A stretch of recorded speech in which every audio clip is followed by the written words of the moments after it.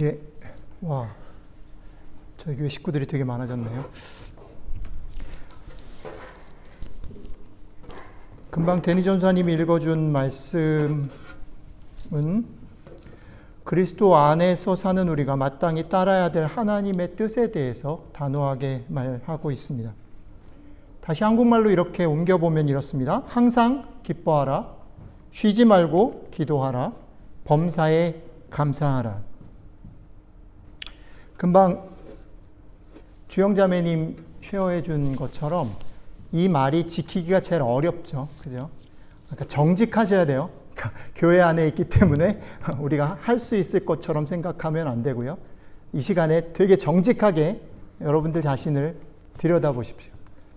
하나님 여러분들에게 이렇게 말합니다. 항상 기뻐하라. 쉬지 말고 기도하라. 범사에 감사하라. 타협이 없어요. 그렇게 하라는 겁니다.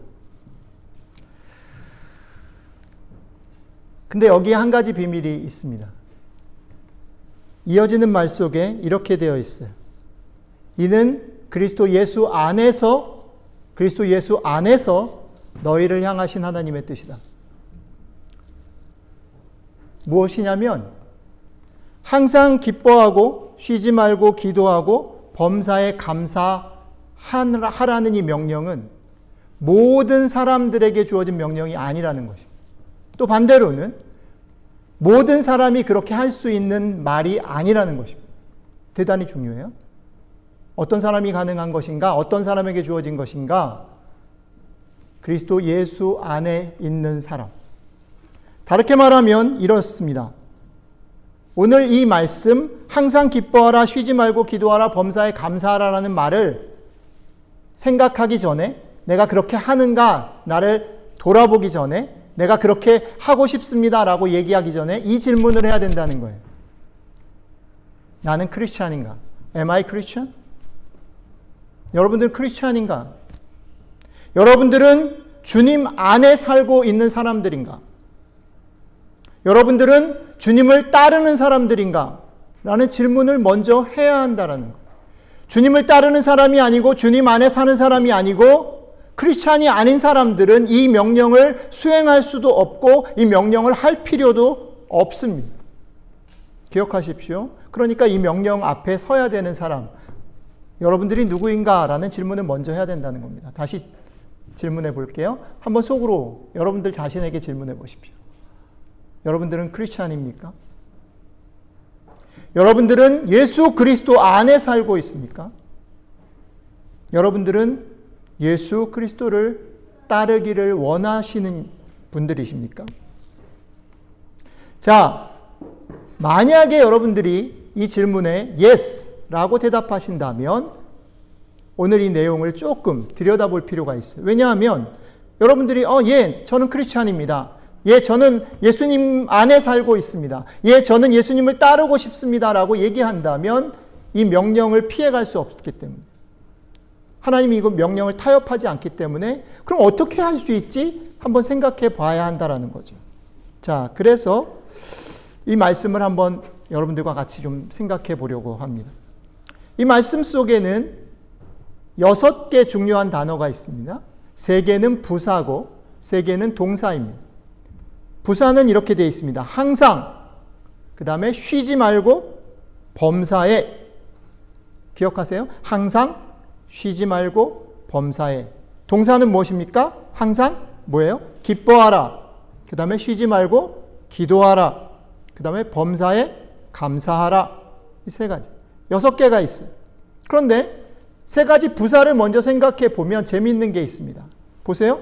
항상, 쉬지 말고 범사에 같은 말이에요. 다른 말이 아닙니다. 그렇죠? 뜻이 같아요.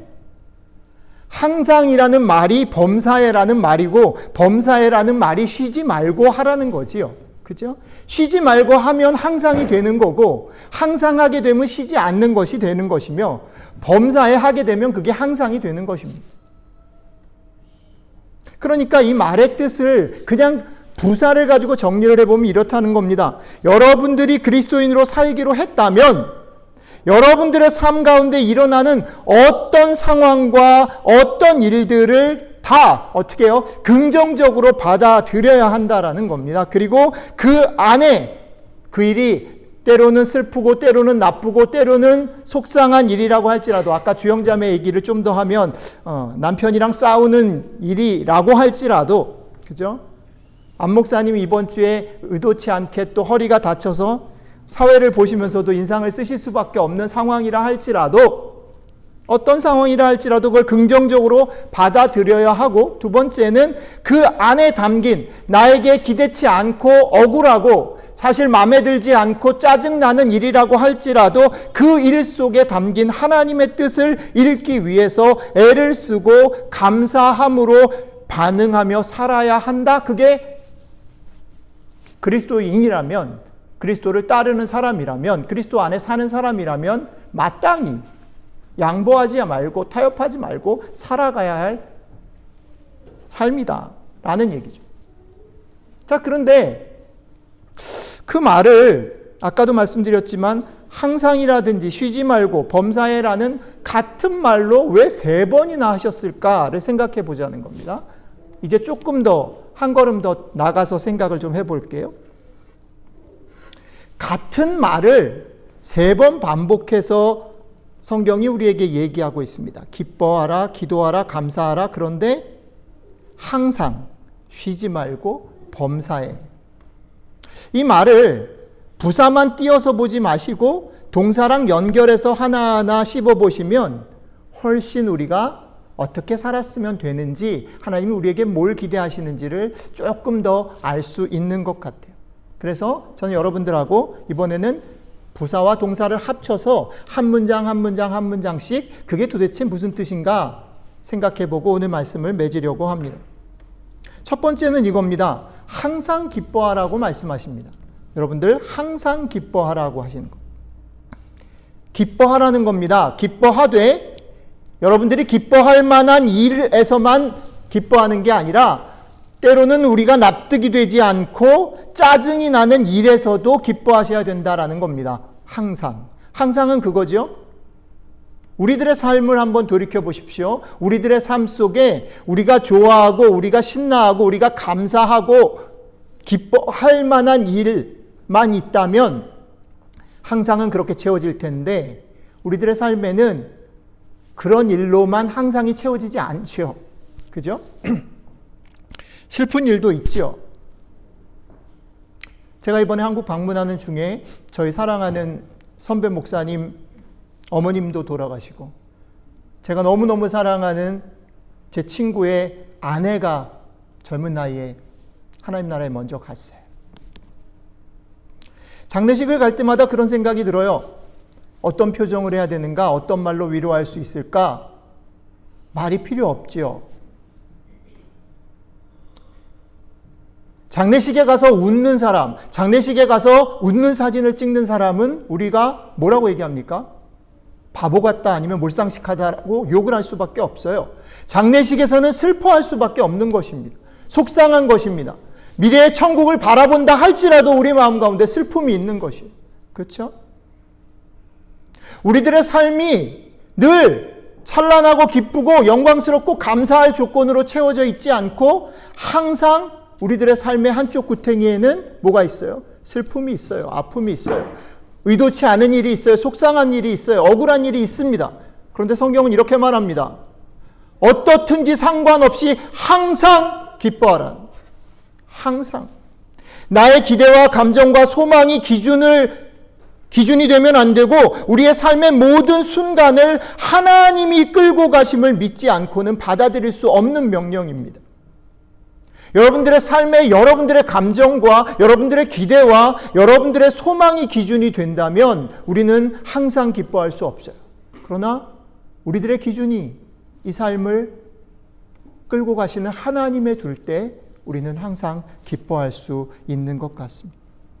나의 모든 일이 그분의 손에 있다라고 인정하는 순간, 그것이 슬픈 일이든 억울한 일이든 답답한 일이든 앞이 보이지 않는 캄캄한 일이라 할지라도 우리는 그것이 하나님 손에 있기 때문에 기뻐할 수 있는 용기를 낼 수 있다라는 거죠. 결국 항상 기뻐하라는 말은 나의 모든 삶이 그분의 손에 있음을 인정하고 받아들이라는 말입니다. 여러분 한번 눈을 감고 잠깐만 생각해 보십시오. 한번 눈을 감아 보십시오. 항상 기뻐하시기 위해서 여러분 이 질문 앞에 쓰셔야 합니다. 여러분들의 삶이 누구의 것입니까? 여러분들의 삶을 누가 인도하고 계십니까? 여러분들 그것을 정말 믿으십니까? 여러분들이 그걸 믿으신다면 항상 기뻐하실 수 있습니다. 저는 오늘 여러분들에게 이 말씀을 드리고 싶습니다. 항상 기뻐하라라는 말씀은 그러니까 너의 삶이 내 손에 있다라고 하나님께서 우리에게 얘기하시는 겁니다. 그러니 두려워하지 말라는 겁니다. 그러니 무서워하지 말라는 겁니다. 그러니 억울해하지 말라는 것입니다. 기뻐하라는 것이죠. 자, 두 번째 얘기는 이겁니다. 쉬지 말고 기도하라. 자, 하나님의 손에 우리의 인생이 있기 때문에 우리는 짐짓 이렇게 오해할 수 있습니다.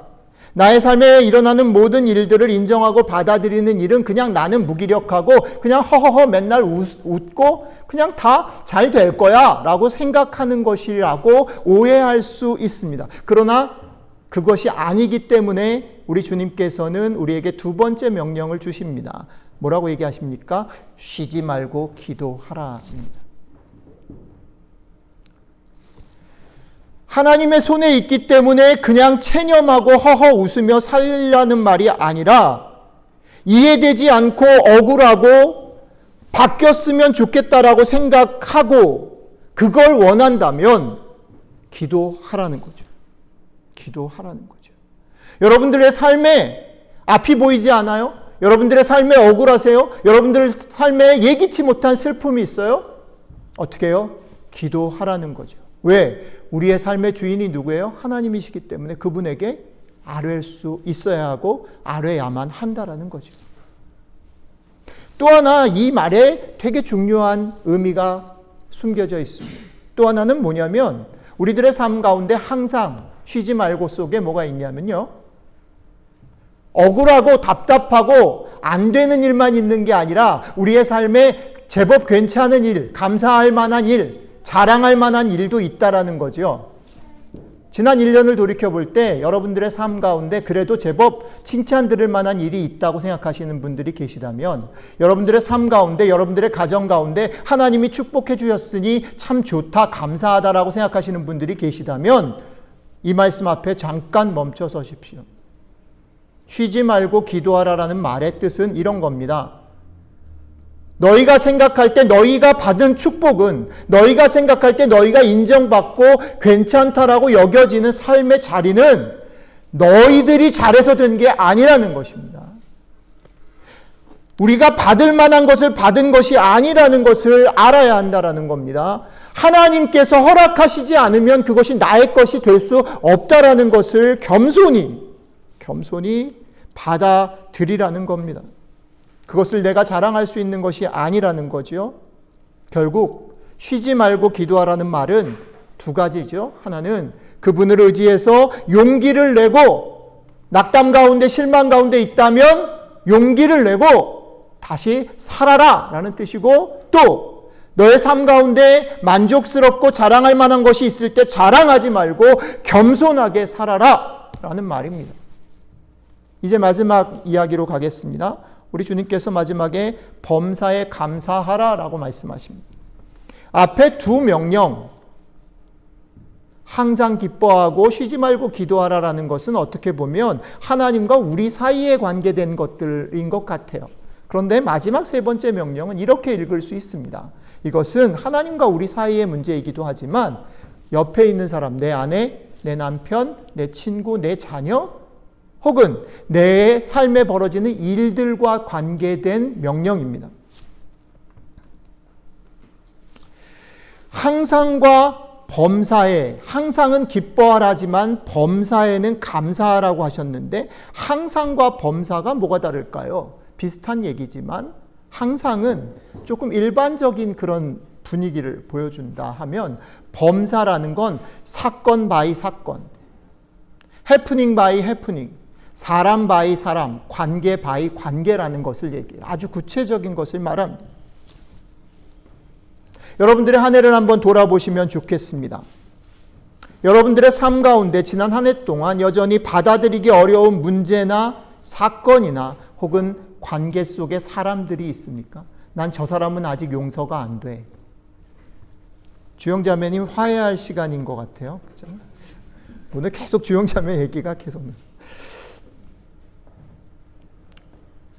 여러분들의 가족 가운데 아직도 용서가 안 되고 화해가 안 된 사람들이 있나요? 여러분들의 삶 속에 지난 1년 동안 일어났던 것 중에 아직 선뜻 감사가 되지 않는 것들이 있나요? 정서적으로 정리되지 않은 그런 문제들이 남아 있습니까? 그 일, 그 사건, 그 사람을 향해서 오늘 성경은 말합니다. 감사하십시오. 감사하십시오. 감사는 그런 면에서 감정이나 우리의 이성을 넘어선 의지적인 행동입니다. 대단히 중요합니다. 내 감정에 아직 석연치 않아도 내 머릿속으로 납득이 안 돼도 의지적으로 감사해 라고 말을 하는 겁니다. 감사해 라고 꽃을 사서 주는 겁니다. 감사해 라고 껴안아 주는 겁니다. 자, 사실은 옆에 있는 우리 자녀들이나 부부간에 이렇게 했으면 참 좋겠다고 생각을 하면서 설교를 준비했는데 용기 있게 해주실 수 있는 분들은 해주시면 좋겠습니다. 자, 옆에 있는 분들 보시고요. 쳐다보시고. 자, 1년 동안 수고해서 감사해 한번 껴안아 주셨으면 좋겠습니다. 자, 껴안아 주시면 좋겠습니다. 혹시 아직 가족이 없으신 분들은 상상하시면서 그렇게 하셔도 좋겠습니다. 감사를 표현해 주시면 좋겠습니다. 수고했어. 1년 동안 수고 많았어. 고마워.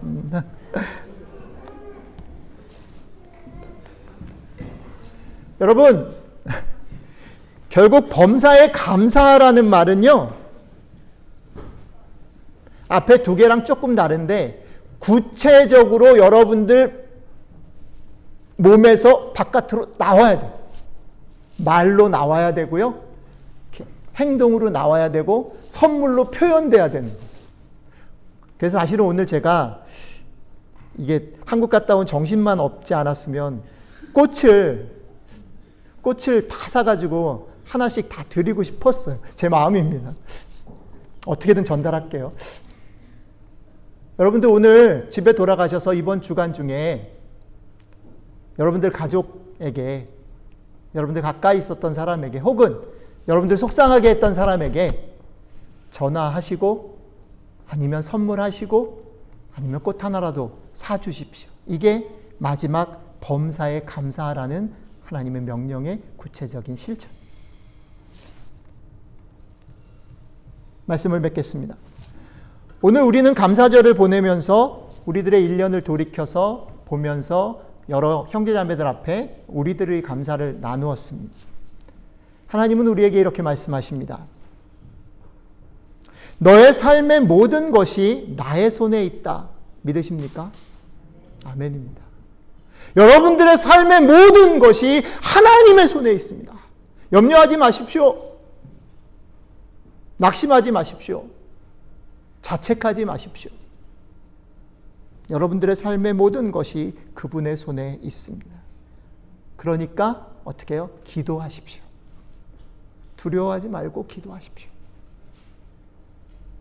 여러분들의 가장 낮은 신음에 응답하시는 하나님, 여러분들의 가장 세밀한 음성들을 귀담아 들으시는 그 하나님께 기도하십시오. 쉬지 말고, 그리고 그 기도 가운데 이게 내가 잘해서, 내가 수고해서, 내가 받을 만해서 받는 게 아님을 인정하고 겸손히 하나님 앞에 감사하십시오.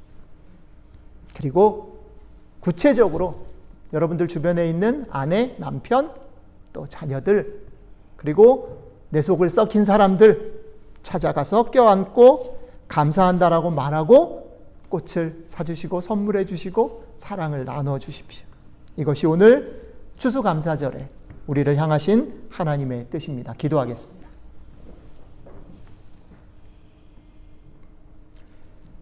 잠시 한 30초만 시간을 드릴게요.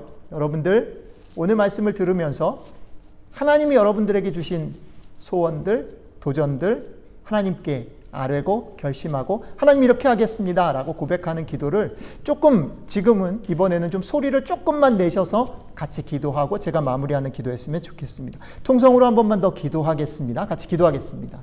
사랑의 하나님 감사합니다. 지난 1년을 지켜주셔서 우리들의 삶을 돌아보게 하시고 특별히 오늘 말씀을 통해서 우리들이 항상 기뻐하며 쉬지 말고 기도하고 범사에 감사하라는 말씀들을 가지고 우리의 삶에 우리가 가지고 있는 문제들 앞에 다시 한번 우리를 들여다볼 수 있게 해주셔서 고맙습니다. 사랑이 많으신 하나님, 우리에게 주신 그 말씀 붙잡고 우리가 삶을 실천하며 감사를 실천하며 우리들의 1년을 돌아보는 그런 귀한 시간 되게 하시고 우리들의 삶 가운데 이것들로 인해서 화해가 일어나며 감사가 풍성해지는 일들이 있도록 인도하여 주시기를 원합니다.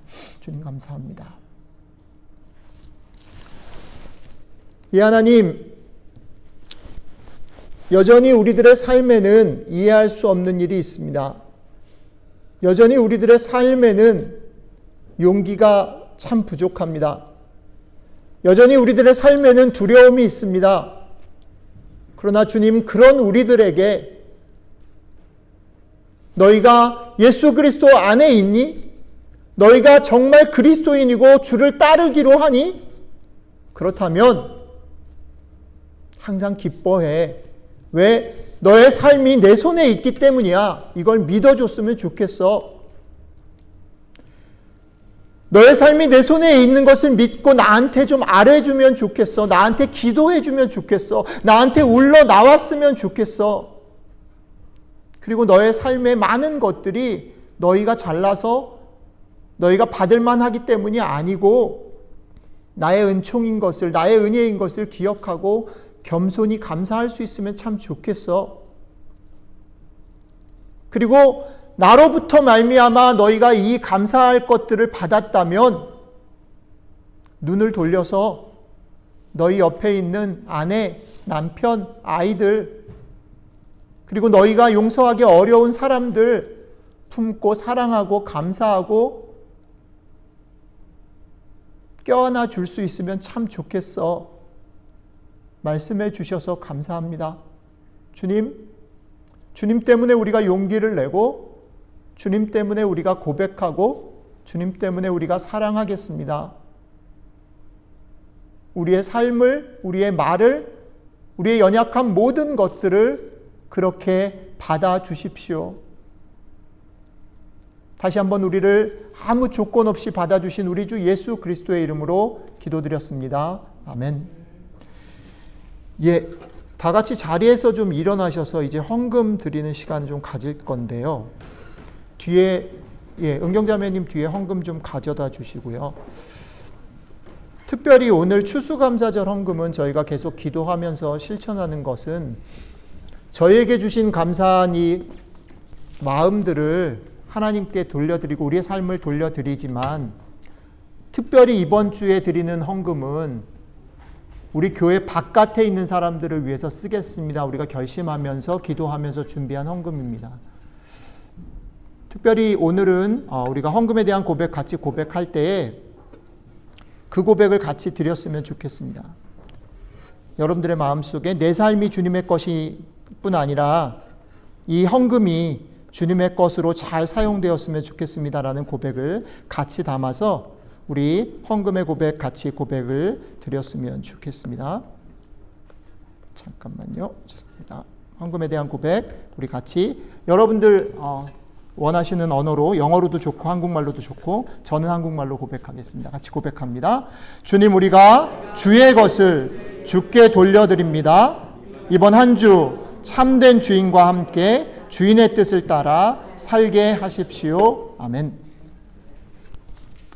자, 오늘 처음 오신 분들도 계시기 때문에 저희 교회는 서로 같이 축복합니다. 우리 하나님께서 우리를 서로에게 제사장 되게 하시고 축복할 권한을 주셨습니다. 똑같이 영어로 하셔도 좋겠고 여러분들 랭귀지로 하십시오. 저는 한국말로 여러분들 축복하겠습니다. 앞에 보시고 서로를 바라보시면서 축복하겠습니다. 우리의 삶의 주인이신 하나님께서 여러분들을 삶의 자리로 보내셔서 사랑하고 섬기며 살게 하실 때에 하나님은 우리를 홀로 두지 않으시고 우리 속에 피와 살로 계신 예수 그리스도와 그의 보내신 성령님으로 우리를 지키실 것을 믿습니다. 아멘. 예, 서로 인사하시고, 예, 수고하셨습니다. 감사합니다. 사랑합니다. 인사하시고 자리에 앉으시면 좋겠습니다.